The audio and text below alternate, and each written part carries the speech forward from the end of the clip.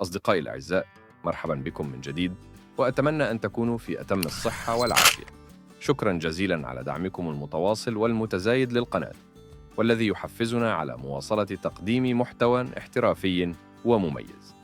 في حلقة اليوم نأخذكم في جولة سريعة لآخر المستجدات الخاصة بملاعب المملكة، والبداية من ملعب مولاي عبد الله، حيث وصلت أشغال التسقيف إلى مراحل متقدمة. الصور التي نعرضها أمامكم تعبر أكثر من أي وصف وتكشف مدى التقدم الحاصل في المشروع. تركيب الهياكل المعدنية الداعمة للسقف يتم بدقة عالية، مع اعتماد تقنيات تثبيت متطورة لضمان مقاومة الرياح والحمولات الديناميكية.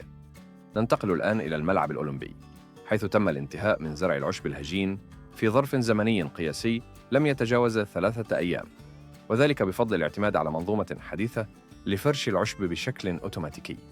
حالياً تستكمل عمليات التسقيف، والتي ستقتصر فقط على الجهة الغربية، في حين ستعزز الجهة الشرقية بقوس معدني ضخم سيمنح للملعب طابعاً معمارياً مميزاً، بالإضافة إلى دوره الهيكلي في تعزيز التوازن البصري والبنيوي للمنشأة.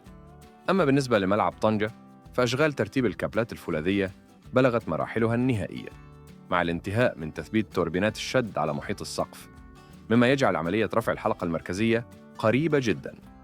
هذه الحلقة تعتبر عنصراً رئيسياً في تثبيت الغطاء المشدود، حيث تعتمد على نظام شد يعتمد التوازن التفاعلي بين الكابولات والدعامات المحيطية.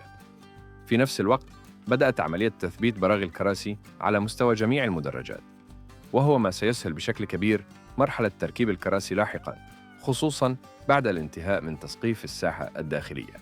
وبالعودة إلى العشب، فمن المتوقع أن لا تستغرق أشغاله وقتاً طويلاً كذلك، على غرار ما حدث في الملعب الأولمبي. شكراً لكم على دعمكم المتواصل، ولا تنسوا مشاركة آرائكم في التعليقات حول سير الأشغال والتصميم الجديد للواجهات.